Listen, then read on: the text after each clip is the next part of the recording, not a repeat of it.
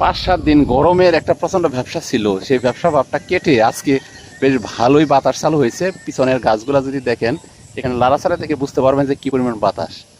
তো আমার এই বিলে এখানে যেখানে দাঁড়িয়ে আছি সেখানে প্রায় বুক পর্যন্ত পানি হওয়ার কথা, এখনও পানি হয়নি, তবে হবে।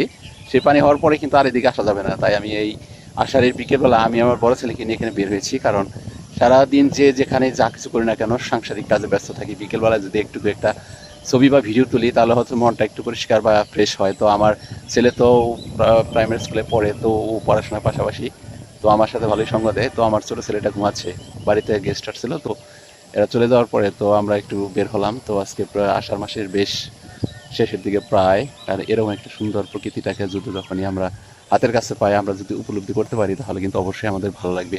আর আমি আমার এই সেলফি ক্যামেরাতে সুন্দর করে একটি ভিডিও গ্রহণ করলাম, কারণ হলো যে আজকে বিকেলবেলায় আকাশে মেঘাচ্ছন্ন, কিন্তু বৃষ্টি ভাব যদিও আছে, তারপর প্রচুর বাতাস। আর এই গাছের পাতাগুলো নাড়াচাড়া দেখে বোঝা যায় বাতাসটা কেমন। আর এদিকে আমি আমার ছেলেকে নিয়ে আসছি, কারণ বিকেলে বসে থাকলে অনেক ভালো লাগে। আর প্রকৃতির মাঝে আসলে প্রচুর অক্সিজেন গ্রহণ করা হয়, যেটা ব্লাড সঞ্চালনের জন্য অনেক জরুরি। কারণ হলো আপনার যদি রক্ত সঞ্চালন ভালো থাকে তবে সে আপনি সুস্থতার কাছে যেতে পারবেন, এবং সেই অনুযায়ী কিন্তু আমরা চলতে হবে। এবং অবশ্যই কিন্তু আপনাকে প্রকৃতির নিয়ম মেনে চললে এবং সুস্বাস্থ্যের খাবার খেলে আপনাকে ওষুধ কম গ্রহণ করতে হবে। তাই আপনি সঠিকভাবে সঠিক নিয়মে যদি চলেন তাহলে আপনার কিন্তু দেহের জন্য খুবই উপকার। আজকে আসছি একটু ব্লগ ভিডিও করার জন্য, কারণ হলো ব্লগটা হলো সেলফি ক্যামেরার মাধ্যমে আমি আমার মনের থেকে প্রকাশ করা। আর আমার ছেলেকে সাথে নিয়ে আসছি, ও যদিও ব্রাজিল সমর্থন করে, তবু আজকে আবার ব্রাজিলের খেলা, তো সে উপলক্ষে বললো যে একটু বেরিয়ে আসি, কারণ রাতে একটু টেনশনের ব্যাপার আছে। তো প্রচুর অক্সিজেন গ্রহণ করা অনেকে দেহের জন্য খুব পুষ্টিকর একটা অবস্থা।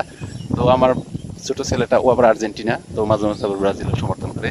তো এসব কিছুর ব্যতিরে কেউ সবসময় চাবেন যে আপনার মনটাকে ভালো রাখার জন্য অবশ্যই আপনার প্রকৃতির মাঝে যেতে হবে, না হলে কিন্তু আপনার মনটা ভালো থাকবে না। আর সেই উপলক্ষে আজকে আমি চলে এসেছি আমার ছেলেকে নিয়ে। আর আমার ভিডিওটি ভালো লাগলে অবশ্যই লাইক কমেন্ট সাবস্ক্রাইব করে পাশে থাকবেন। ধন্যবাদ প্রিয় বন্ধু।